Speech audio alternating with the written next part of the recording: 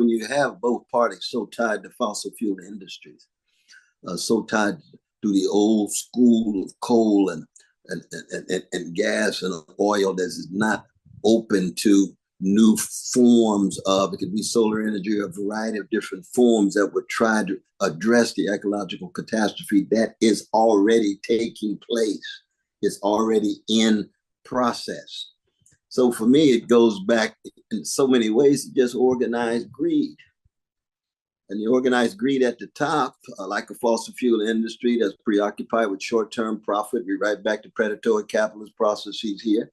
And when you buy off your politicians, when you colonize a whole political class or political group of elected officials, the voices of the people can't get through. Greta, your first climate strike was a lonely event a little over a year ago. And in the intervening time, you have sparked the interest of millions, literally, of children around the globe, demanding action for climate change. What's your message to world leaders today?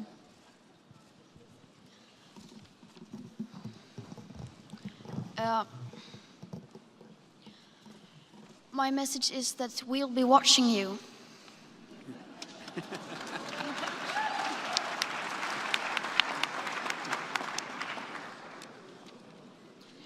This is all wrong. I shouldn't be up here. I should be back in school on the other side of the ocean. Yet you all come to us young people for hope. How dare you? You have stolen my dreams and my childhood with your empty words, and yet I'm one of the lucky ones. People are suffering. People are dying. Entire ecosystems are collapsing. We are in the beginning of a mass extinction, and all you can talk about is money and fairy tales of eternal economic growth. How dare you?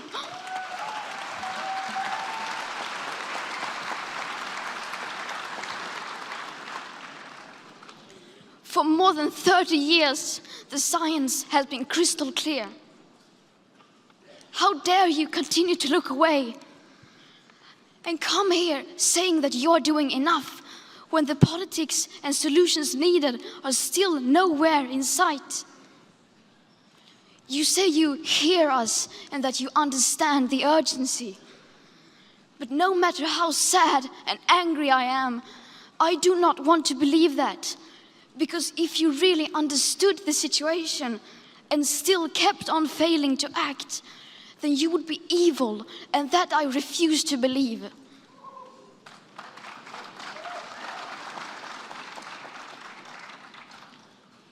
The popular idea of cutting our emissions in half in 10 years only gives us a 50% chance of staying below 1.5 degrees and the risk of setting off irreversible chain reactions beyond human control. 50% may be acceptable to you, but those numbers do not include tipping points, most feedback loops, additional warming hidden by toxic air pollution, or the aspects of equity and climate justice. They also rely on my generation sucking hundreds of billions of tons of your CO2 out of the air with technologies that barely exist. So a 50% risk is simply not acceptable to us, we who have to live with the consequences. To have a 67% chance of staying below a 1.5 degrees of global temperature rise, the best odds given by the IPCC, the world had 420 gigatons of CO2 left to emit back on January 1st, 2018. Today, that figure is already down to less than 350 gigatons. How dare you pretend that this can be solved with just business as usual and some technical solutions? With today's emissions levels, that remaining CO2 budget will be entirely gone within less than 8.5 years. There will not be any solutions or plans presented in line with these figures here today, because these numbers are too uncomfortable and you are still not mature enough to tell it like it is. You are failing us. But the young people are starting to understand your betrayal. The eyes of all future generations are upon you. And if you choose to fail us, I say we will never forgive you.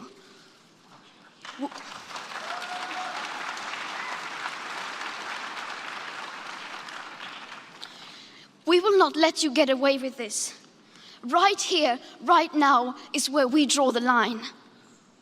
The world is waking up, and change is coming whether you like it or not. Thank you. Welcome, welcome once again to The Radical Imagination. I'm your host, Jim Vredos. I'm a sociologist who's taught at John Jay College and Yeshiva University here in New York City. Green Party presidential candidate Cornel West stands out among the candidates with his encompassing vision, grasp, sense of urgency, and policies to combat the climate emergency. He's called for the nationalization of the fossil fuel industry, a ban on the poisonous practice of fracking, immediate moratoriums on liquified natural gas facilities, cessation of all oil and gas leasing projects on federal lands and waters, and an immediate halt to oil, gas, and coal extraction.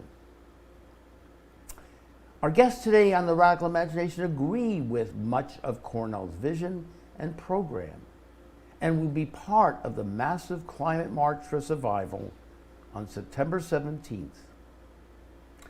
We're honored to have two of the most dynamic members of the coordination team for Radical Elders, a group designed to bring together left movement activists who are over the age of 55. Zakiya Alake has been involved in numerous radical strategies and struggles since the late 1970s, including fighting for substance abuse addiction treatment in Black communities, preventing interpersonal and community violence, stopping sexually transmitted infections in vulnerable populations, bringing together segregated Black and white communities in Boston to develop common economic projects, fighting environmental racism, and most recently, advocating for equitable food ecosystems.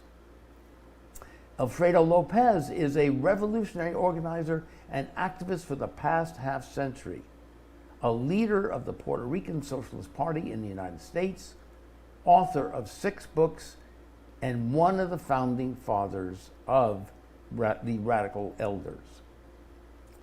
My host for today's show is Zool Zulkowitz, who in the short time I've known him has become a dear friend and comrade. Zool has worked in every production capacity on more than 100 Hollywood on Hudson movies and television shows, is a lifelong eco-social justice and anti-war activist, was recently appointed to Midtown Community Board number 5, and is a team leader with the Street Homeless Advocacy Project, an initiative of Norm Siegel, former executive director of the New York Civil Liberties Union. Now, all 4 of us are radical elders, lifelong activists in the struggle for the Earth's survival in a just society whose rulers have denied us the means to have a natural life in peace and comfort. A life where we can feel and be, as the song puts it, forever young. So, thank you and welcome. Welcome, Zool.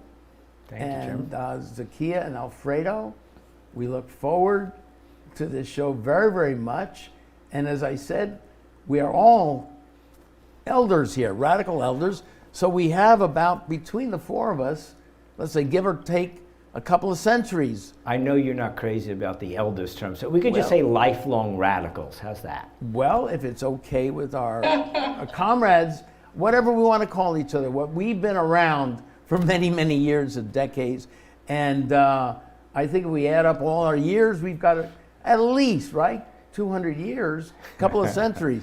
So I want to know why you're so, you've raised the point that it's so critical to have, whatever we want to call each other, lifelong radicals, let's just say for the sake of our guests. So why is it so important for those over 55 in particular to be involved in these movements? We live in a society that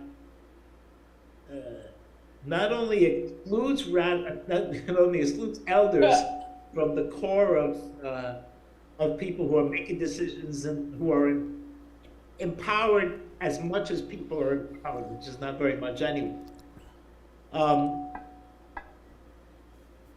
A society that schedules the lives of elders for exclusion and extermination.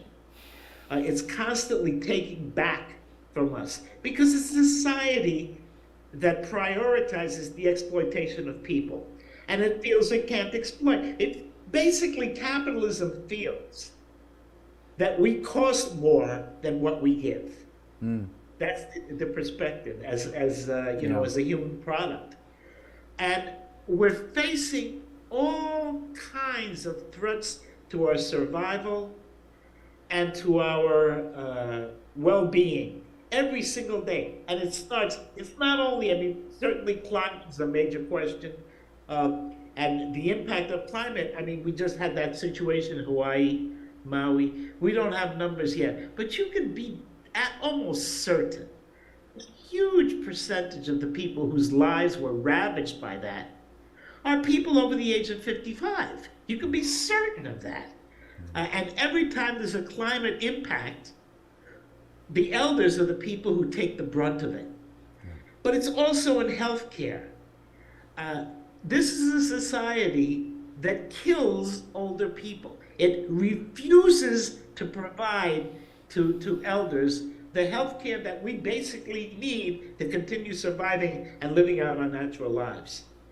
And then it charges a huge amount of money for that. So all of that, in the face of the enormous potential that elders can bring to the table. We have full lives with enormous amount of experience and an enormous amount of feeling about what has to be done. And we're 35% of the population, between 35 and 40% of the population in the United States. So you organize that group of people, you have an impact that's unprecedented in the history of this country. Yeah. And that's why we're trying that's what we're trying to do, basically. We are an organization, we're a young organization, a year and a half in, that's trying to take people who have left-wing politics, revolutionary politics, over the age of 55, put them all together in an organization, so let's work together. Put out these issues, but also to make sure that our brothers and sisters, our family, our comrades in the left movement of this country are paying attention to our issues and addressing them. And that's what I would say in a nutshell. Zakiya, you may have stuff to say as well. Yeah, please. The first thing that's top of mind for me is something that my late grandmother-in-law, when I was 21, said to me. She said, "You should listen to me because I can see further down the road than you can." And I was so like, wow. I don't know why it hadn't hit me before, but that's very important. We can see further down the road. Many of the reformist moves that the duopoly makes, we've already lived through it, done that, got the t-shirts to prove it. And we can explain that much better, I think, than others who are just stepping up to the plate and think that they can trust some reform efforts tinkling around the margins. No, we're not done yet. We are youthful elder organizers saying zestfully and demonstrating we've got a mini program that speaks to what we know is a root cause solutions to the problems that plague not only elders, but the country, the society as a whole. Absolutely. I don't want to be a burden to my younger relatives. I want a healthcare system that provides for all of us, for all our needs, from prenatal, from preconception, actually, my studies tell me, to the grave. Makes a lot of sense. I love Zool. what Yeah. Zakiya and Alfredo have just said. I think they've made so many wonderful points. And I think one of them, when we put it all together, is how dangerous we really are as radical elders because of the experience that we have. I think as they both pointed out, you know, in this capitalist, celebrity, consumer-driven culture, we put an emphasis on the young and the beautiful and rather false values of what that really means. Because there are many people that you and I know who are well into their 80s and 90s as youthful as anyone that you can manage, because they have this radical imagination still and they live it day by day. And I think that many of us, like Zakiya and Alfredo, are doing exactly that. You know, getting out in the streets, working together with folks from diverse communities across generations, building coalition, linking the issues of supremacy, inequity, militarism, and sustainability. And that's what we're going to do here in New York City on Sunday, 17th. September 17th. We've got folks coming from 30 different cities now, I believe. And I think Zakiya and Alfredo have been more involved in the organizing. I think Zakiya has been on the calls with Olivia from Code Pink. So Zakiya, maybe you want to talk a little bit more about that. I'm not working on any of those hubs right now. Around the time that Radical Elders was approached about this march, I applied for what you could call a fellowship with the movement to build capacity, solar capacity and leadership with Mitty Owens and the folks at PSEF. Yes. And I am so engaged with that. I didn't have time to be a part of any of the hubs for the march. But you are coming down to New York City? Absolutely. I was just thinking about my logistics as you two were talking. You know how we know how to do two things at once. Yes. And I was thinking about what I have to carry with me and how it's good to go in a contingent of elders who can support each other. Not that family and younger people wouldn't, but I'm traveling with a bunch of elders from the greater Boston area to the march on Sunday the 17th. Wonderful. Okay. Yeah, there's an elders hub. There's a specific elders hub, which is being organized by ourselves and 4 other organizations, elders organizations, including Bill's organization, the Third Act. Oh, that's wonderful to know. Yeah, that's wonderful to know, Alfred. I'm going to be with the Anti-Militarization Hub, and many of us are elders. I'll be with our Veterans for Peace group, but we'll be together with the Granny Peace Brigade and the Raging Grannies, and they'll be singing for us at the end of the march when we get to the United Nations. Yeah, and the Anti-Militarization Hub is one of the other ones where you will find a lot of elders. But there is a specific elders hub. We're marching right behind the families hub. Lovely. There's a families hub. Okay. With a lot of kids in it and stuff, and then we come. Right? It's toward the beginning of the march, and we expect to have several hundred people. By the time this thing is broadcast, it will already have happened. Also, people can decide whether or not I'm telling the truth. Well, So if folks are watching this before Sunday 17th, please get out in the streets with us on that Sunday. We're going to be staging near Columbus Circle, just off Broadway from in the 50s. So people can Google end fossil fuels and they will find this. Yeah. Actually, I think we're first there. It's one of the first times that we have a specific elders contingent in one of these climate-related marches. Really? And we specifically done it. 350 has started its elders organization specifically. Our program is much wider than climate, but climate is the existential issue of the time. So we're very involved in it.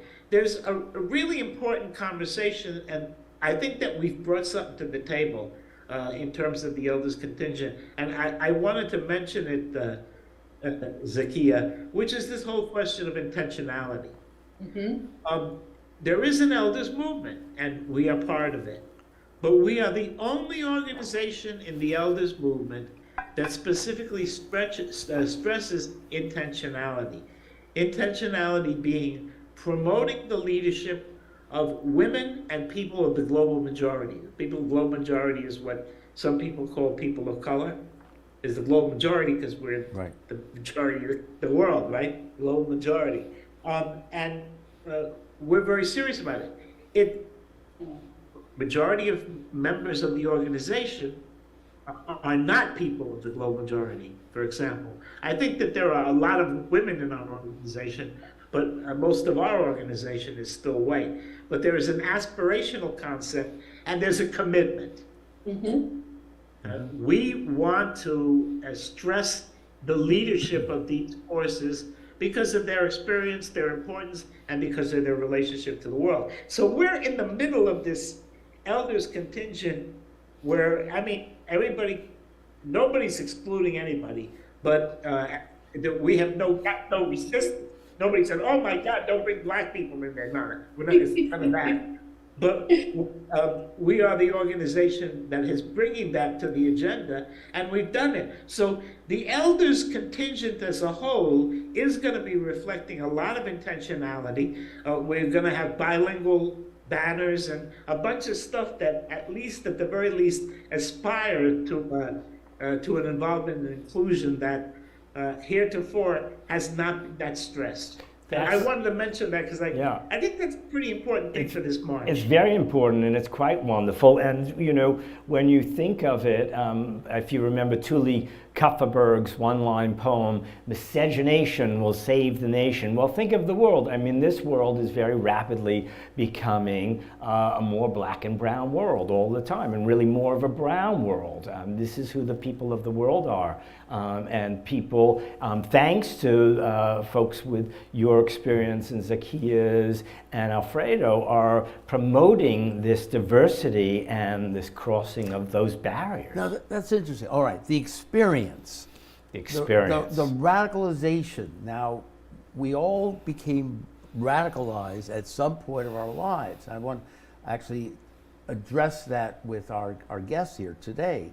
But many of us, of course, became radicalized during the 60s. Is that part of your hope, too, of the radical elders, that they would become a vehicle through which younger people might become radicalized also? Yes.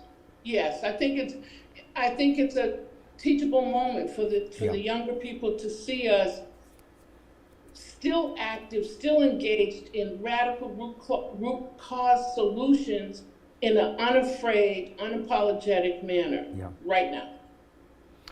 Yeah, and what Alfredo said too about bringing the climate catastrophe to the forefront is so important, because that's what we hear from many of the young activists and veterans of peace. For years now, we've been making the connection between war and warming. And of course, we don't call it warming anymore. The United Nations just started calling global boiling. We don't call it global warming. It really is climate chaos. Climate catastrophe more than else. But you know, Alfredo puts it, uses. yes, and you know, so that's an existential problem for us, is climate chaos. But the other one is this permanent or endless war economy that we've been living in since the conclusion of the Second World War, because we have seen no end to the wars since then. They're the chief polluters.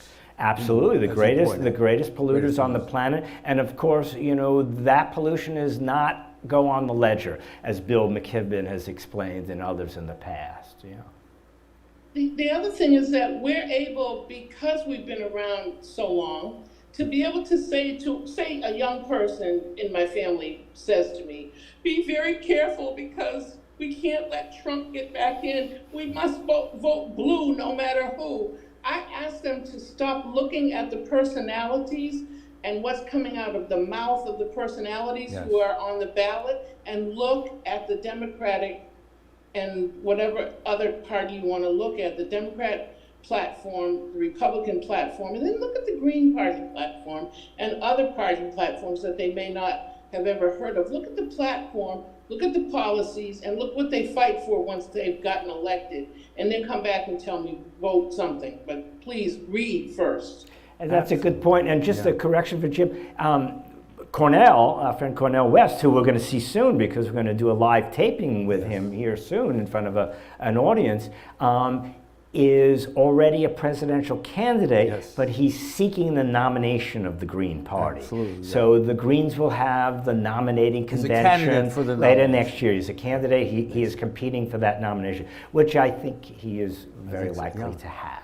Right. It's interesting that the point you raised, Jim, related to younger people. I do a lot of, I've done mainly intergenerational work since, my 50s. So before that, I was intergenerational myself, but now, I do a lot of work in the social justice movement, and a lot. That's where most of my activism is. And one of the things that I notice is how insistent the younger activists are that I be in the room. And I ponder a lot. I mean, I'm not dumb, but I mean, these young people are so much smarter than I am. I mean, they just know all this stuff, and they have these new ideas, and I just learned so much from them. I'm wondering what the heck I bring to that table. And I'm starting to realize that it's the fact that I'm still around and struggling. Because it's so tiring and so punishing to do this political work without being certain that there's a long-term possible. In other words, if you're not inspired that you can do this for the entirety of your life, and that you can have such a wonderful life doing it, because we have a wonderful life. Alfredo, that's a wonderful, profound point you're making. Alfredo, I'm there's wondering. no greater gift than to get up and know why you're on earth. I mean, there is no greater gift. There's no greater gift than to have interactions with people where you understand what's driving them and that you can contribute to that. There's no greater gift than understanding the world. You get up every day and you say, here's what I'm on earth to do. I mean, who can, that carries you through your life. It's the best life Alfredo, you can have. I'm wondering what you and Zakiya think, and you too, Jim, because you used the word understanding. So, knowledge is one thing, but is it possible that as a radical elder that you bring wisdom to the table? Absolutely. Absolutely. And throughout this time with you all, the other thing I've been thinking about, because I'm writing about it in another part of my life, is how elders are said to be suffering from isolation, particularly those of us like myself that live in these tin can called elderly developments, where I live in South Boston. There's a lot of substance abuse disorder, mental health, and isolation. How wonderful it is to have an organization like Radical Elders and a ethos that says, get up, we're not finished yet. We have work to do. A lot of people who are living as I'm living in an elderly complex development, they don't have anything to do. And it somehow is tied up with what Alfredo pointed out in his opening comments about capitalism has no use for us when we get this old. But then again, our comrade Angel Roman showed us a New York Times editorial where they say, well, you old people are going to be in the majority by 2043 or something, was it? And look, take a hint from Japan. Japan's population is so old that the capitalists have had to out-equip the places of industry with handrails and special toilets and the like. And I thought, what the hell, are they going to find a way to make war, that seems to be the biggest industry in this country, war such that they can take somebody in my age group and put us to work as warriors? What? But that's part of this isolation thing. Like, we have something to offer people in our age group to get up and find that zest to live again, or maybe for the first time. Maybe for the first time, or remembering, and is it fair to say it's an extension of the counterculture of the 60s? Where we were brought to, absolutely, we were brought together, and people, and young people did feel that camaraderie, that care and concern for others, whereas, you know, chipped away over the decades, profits become the major, and money becomes a major motivation that the society and the culture has offered. And people are seeing the emptiness of that. So we are, in a sense, carrying on certainly the radical traditions, the best of the radical traditions of the 60s. You know, Jim, well. Zakiya just said something that reminded me of what you and I were talking about in terms of the hundreds of thousands of immigrants who are now in New York City and who we as a state are constitutionally obliged to shelter. This is the only state in the country still, 1979. Callahan, that Bob Hayes, the founder of the Coalition for the Homeless, won as a young attorney.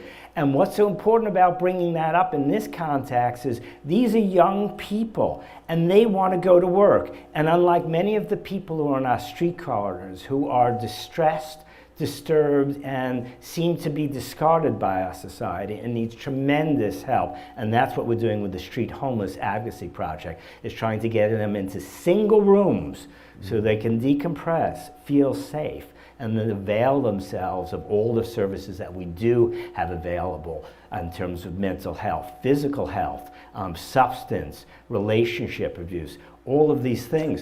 But the immigrants, amazingly so, as traumatized as they are, and many of them, people need to know, many are Africans who found their way over years through Mexico and now are shipped here by these governors, and they are in these congregant shelters, and as traumatized as I are, they're ready to go to work. And when you talk to your friends, and I talk to my friends all over New York State, New England, they can't get workers to do anything in their houses, do anything in the project. We need these workers. We need to get these waivers so these immigrants can go to work right away. And when you're in New York, we don't care about your papers. You're a New Yorker. Yeah.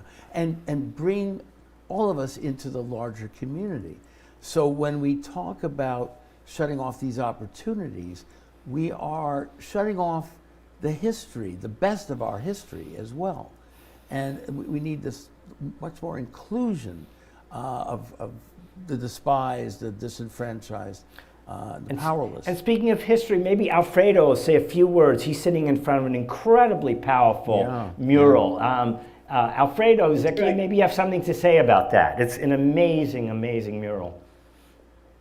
Yeah, that's so that's our logo, our two sisters.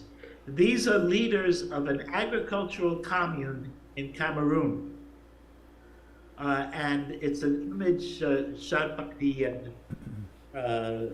for Giovanni Barazzini, who goes running around the world shooting all kinds of photographs of socially important topics. And he went and shot the work that this amazing agricultural co-op in Cameroon does. And these two women are among the leadership of it. They're actually holding hands. So let me see if I can. Oh, yes. Yeah. They're holding hands. We see. Yeah, solidarity. And we just fell in love with it. We just fell in love with it as our logo. So I'm wearing this shirt of that. Oh, it's beautiful. That's the shirt that we'll be wearing at the demonstration, for example. And that is kind of our shirt, and it's kind of our image. We got. By the way, we did get his permission. Yeah, he was very flattered that we were. Bring me a large. Bring me a large, and I'll make a donation. Oh yeah, sure, I will. Next time I order, I'll order you a large with Zool. There's an important thing that you were talking about, particularly, Zool, which is the whole question of the migrant population in this country. And people sometimes overlook, I'm not saying that you did, but some people sometimes overlook the fact, an important fact, that a large percentage of that population is actually elder. And it just underscores the way that our movements deal with elders, which is they don't, not very well. And I'm not one of these people who sit around and criticize. As far as I'm concerned, the left of the United States is one of the most amazing human projects in human history. I mean, the amount of stuff that it's done, and that the stuff it's accomplished, the victories it has had, and the way that it, as a movement, we've reformed the society and all the things that we've gotten. So just about everything that's decent in our lives was brought to us by the left of the United States. It's a hugely important and successful project. But it still doesn't pay enough attention to elders at this point. And one of the things we want to do is we want to insist that our movement insert into its program questions affecting elder people, demands, concerns, etc. And these concerns involve, well, the Social Security and the complete provision of full health care and human care that should be completely free. You should never have to pay to survive in this society. No one should. Yeah. And certainly not elders. It also involves housing, a housing that is planned as community housing, as quality housing, as housing that pays attention not only to how it's constructed, but who you live with and who, and how you and your neighbors can relate to each other and cooperate with each other. And then there's some other stuff. I mean, we think that people over the age of 55 who are in prison shouldn't be. Exactly. Yeah. That's such an important point to the elders behind the wall, and maybe Zakiya wants to say a few words about it. I mean, we have to think of Leonard Peltier, we have to think about Mumia Abu-Jamal, but not just those, but the many who've been incarcerated, like a fella I met just recently. He's 47 now, he got out of Attica 6 months ago. He's been behind the wall since he was 17 years old. And there's no danger to society or himself. No, they bring so much. They bring so much. They bring wisdom, I think. I wonder what Zakiya might want to comment on that. I just had a chance to speak to a group that calls themselves From G's to Gents. I guess from gangsters to gentlemen, 2 Saturdays ago.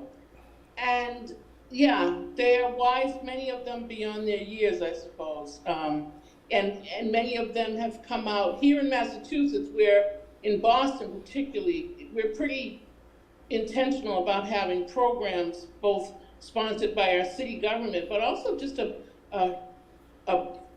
group of nonprofits have sprung up in the last 10, 20 years to see to the needs of returning citizens.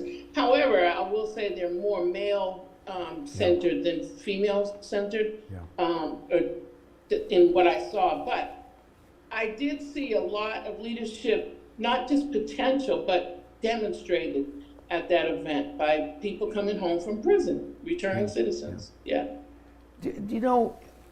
Do we all find it so comically ironic? Well, it's not funny, but we have two of the oldest candidates running for office, right, on both parties. There's not a word. I was listening very carefully to what you were both talking about here. There's not a word about that they mention, and they are of that generation, and of course they've lived very privileged lives, but still one would expect, wouldn't one, that they had some connection to people of their own generation, some connection to that. But I don't think they speak with the kind of intentionality that Alfredo was getting at. I mean, these essentially are people who are the gatekeepers for those few hundred billionaires who control, exploit everything on, under, and above the earth, So I don't think they're anything really more than, big daddies. And so they really are not great leaders by any means. Certainly Zakiya and Alfredo demonstrate, the wisdom that they have. I don't think when I listen to Trump or Biden, I don't hear much understanding at all. So I wonder if Alfredo, in the last few minutes, wants to talk a little bit, and Zakiya too, a little bit more about intentionality. That's a terribly important term, absolutely. I think. Absolutely. Because there are two reasons for it. I mean, we understand as an organization, when I say we, I'm also talking about the people who are socially considered white, our brothers and sisters. And it's not good to say brothers and sisters because that's also gender exclusive. Yeah. But Cousins, the people, maybe. the family members who are considered white also agree with this 100%. There's a consensus on intentionality in radical elders. We understand the experience of elders of the global majority is profoundly different from the experience of people who might be considered of European descent. Although we share much of the oppressions of elders, we get the worst, we are abused worst, but also there is a particular quality to ageism when it's mixed up with racism. And that fires you in certain ways, but it also educates you in certain ways.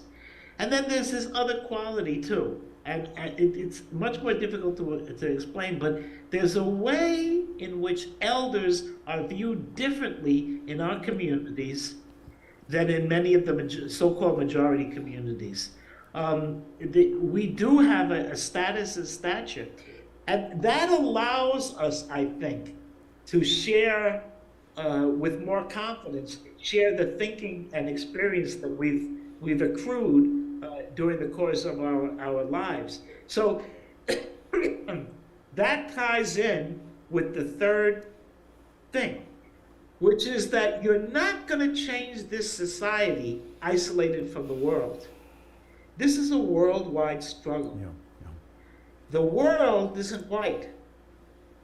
White people of European descent that we love and respect so much, our family members of European descent are about 16% of the world. Exactly.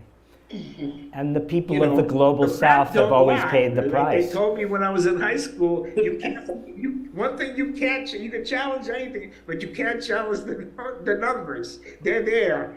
And that means that if we are going to incorporate ourselves into the worldwide struggle that's necessary to build a new society, we have to have a relationship with the rest of this population. And so that intentionality facilitates that relationship. So that's how I see it. I'm sure that Zakiya has I want to somehow tell you about how it was for me in the late 60s and 70s to learn. I lived in a very small town in central Massachusetts. We were the only Negro colored family left. And my family went back and forth between Negro and colored for a long time before they could embrace the word black. But what helped was there was an elder aunt that lived in Boston, and she would come home to Sterling every weekend and bring the Jet magazine. And we would see pictures of what was going on in the civil rights movement. But once a month, she brought Ebony magazine, where we weren't only seeing beauty contests around the country in black neighborhoods, we were being fed politically and historically by Lerone Bennett, the publisher. And so we learned about our history in this country and a little bit before. Young people don't have that now.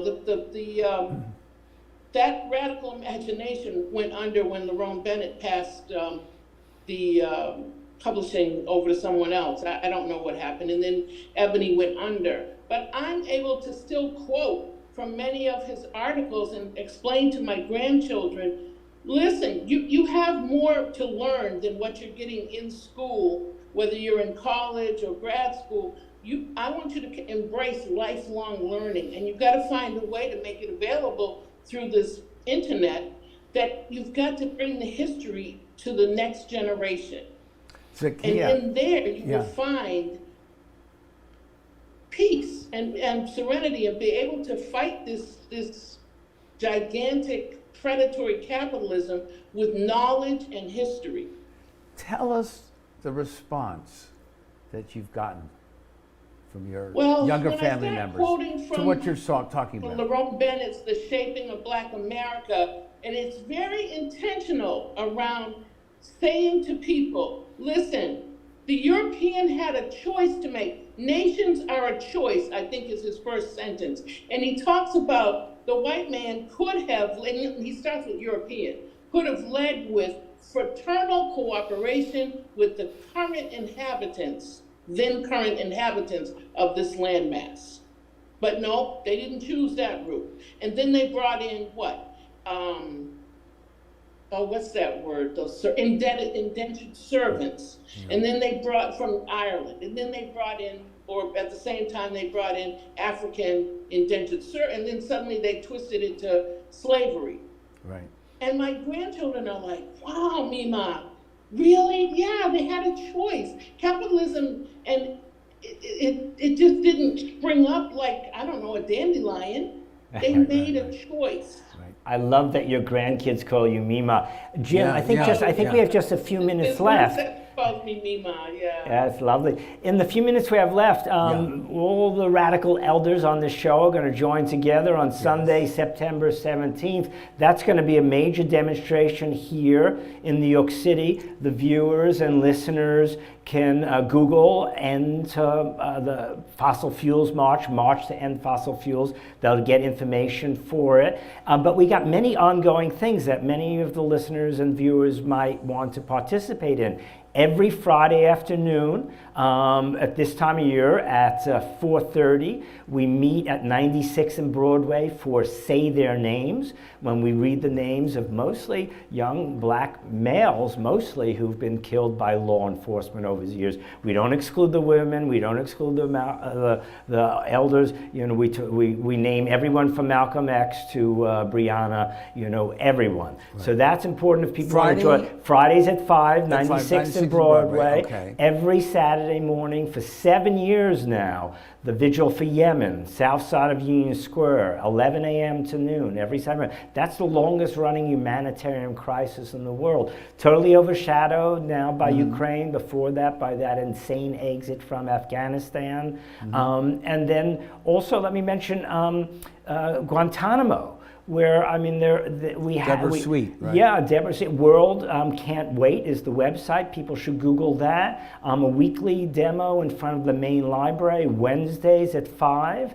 So there's so many things that are going on every day. Thursday is the homeless. Well, Thursday, our Group Street Homeless Advocacy Project goes out as teams to see people throughout the city. This is a neighbor to unhoused neighbor project, totally volunteer, 5 borough wide, and we're starting to go to all the CUNY schools across the 5 boroughs. Disproportionately the elderly as well, wouldn't you say? Yes, that's a very significant part. Right. But maybe we can get some closing words from Zakiya and Alfredo, who I'm looking forward to meeting on Sunday, September 17th. So there's so much to do, to be active, to be involved in, to relate to connect, to further radicalize, and to just feel forever young again. But yeah, let's have some closing thoughts here as we have just 2 or 3 minutes to go. I mean, the closing thought I would have to everybody watching this is, come see us. RadicalElders.net. All the information about our organization is there, including the email address for you to ask questions. We answer all questions posed to us, and we encourage elders to join us. RadicalElders.net, our program is there, everything is there, and information about our participation on the 17th is also on the website. RadicalElders.net. I'm joining today. Okay, and you don't have to be elderly to ask the questions to get involved, right? So, but it helps. It helps as well. Yeah. But we got it. Excellent, excellent. And Radical Elders, we're not finished yet. Yeah, we're not yet. Great. We aren't done yet. We're not we ain't done yet. We ain't done yet. Absolutely. We're marching on. Well, we are about done yet now.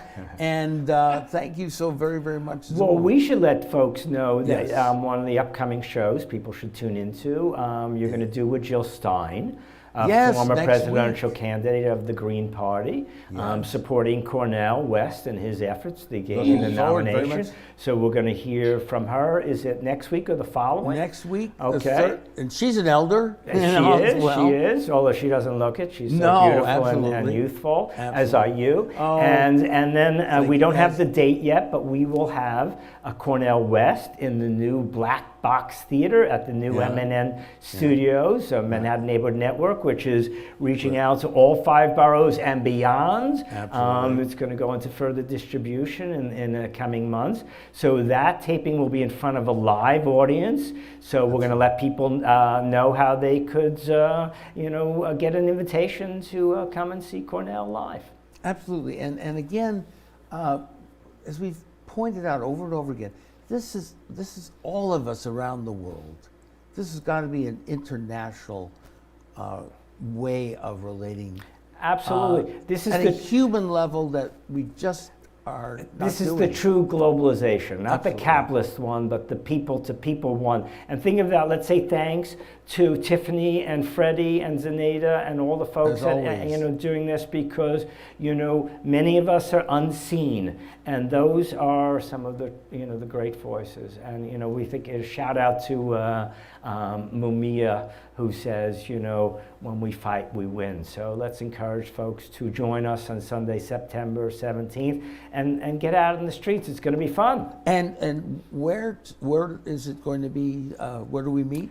Well, it'll be up Times and Square? around Columbus Circle. Columbus Circle. Yeah, okay. so a lot of the folks, depending on what hub they join, the anti-militarization hub Right. is going to be meeting around 52nd Street at Broadway, and then working their way back up. And then we're going to be marching down to 42nd and east to the United Nations, and we'll have a rally there, and we're going to hear from a lot of interesting people, music, and other Great. performance. Yeah. And where will the Radical Elders be? Do you have a street location? 54th and Broadway. 54th. The and Bro- elders, the Right. elders hub will be gathering 54th and Broadway. We'll be there, and you can tell Radical Elders will be there because we'll have our shirts on. Wonderful. Absolutely. But there's several hundred elders gathering from various organizations. 54th and Broadway is where we're staging. Wonderful. And as I say, there'll be a lot of elders in the anti-militarization hub. The Granny Peace Brigade, we're hoping it'll include Vanu Burrows, the first